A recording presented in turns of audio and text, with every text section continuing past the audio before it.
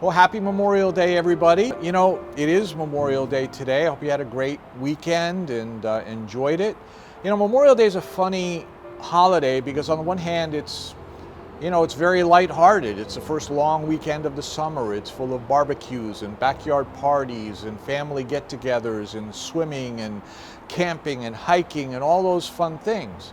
But on the other hand, it's also a sad day because we think about all those who lost their lives defending our country in times of war, protecting our freedoms.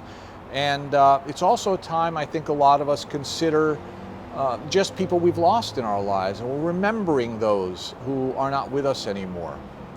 You know, in Hebrews 11, the author gives us a list of men and women of faith, people who lived their lives trusting God and died, and he says they are to be honored and they are to be remembered. But in the last verse, he says something really funny. He says they all had faith, and yet none of them received the promise. He said they didn't receive the promise. God has promised us a great reward, but we all have to wait to receive it. Hebrews 11:39 says this: they were all commended for their faith, yet none of them received what had been promised, since God had planned something better for us, so that only together with us would they be made perfect.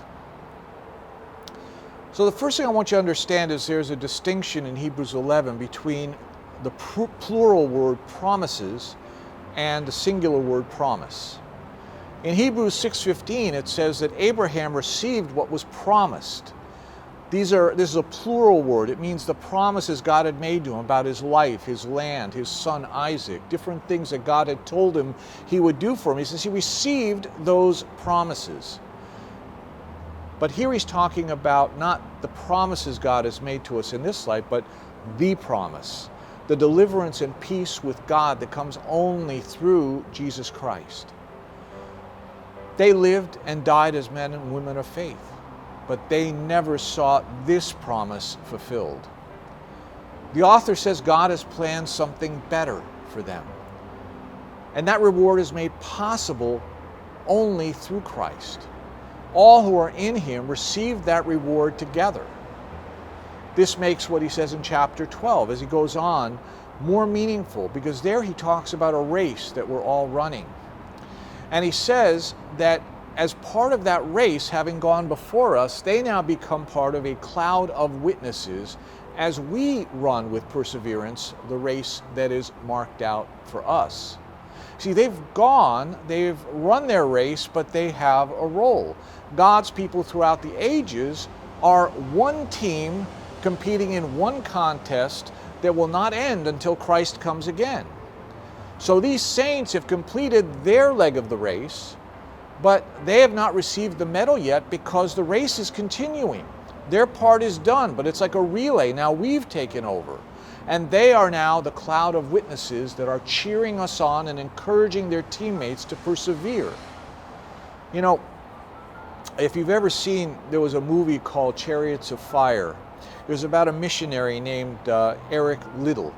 And he also was a great runner, and so he ran in the Olympics as well. And in one of the very first scenes, he was running a race, and as he was running, he fell down and he took a terrible spill, and everybody got way, way ahead of him. And everybody thought he was done, but he got up and he started running, and he just put his head to the sky and he just started running and running with abandon, and he ended up catching up and passing everybody and actually winning the race. Now you think about that, and that's a great thing. Now that's his testimony. But imagine being part of his team and then running the race right after him, and knowing that he was in the stands watching you, that he was part of the cloud of witnesses that were watching you run your race.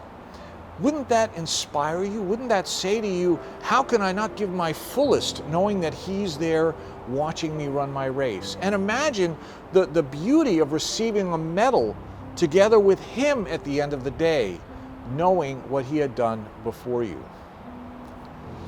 We need to remember that the contest didn't end with them. It doesn't end with us. It will continue. When we have run our race, we become part of that cloud of witnesses for others who are yet to compete. What will our witness do to encourage them the way others have inspired us? You know, we're not just running a race. We are part of a team competing in an epic contest that started in the garden and will not end until the Son of Man comes again in glory. And the way we run reflects not only on us, but it reflects on how we choose to honor the witness of those who have gone before us and what our testimony will be to those who follow us. Put in those terms, it is an awesome responsibility. So take some time this Memorial Day to reflect on those who have run their race before you, those who have inspired you to greater faith, those who you can imagine in that cloud of witnesses cheering you on. And then ask God to help you run your race and consider how you will live your life to be an inspiration to others, how they are looking to you, and how even after you're gone, your witness, your testimony, your legacy will be an inspiration to them. Memorial Day is a great day. It's a great day to have fun, but it's also a day to sit down and contemplate and think about how God is using you for great things. Have a beautiful day. See you next week.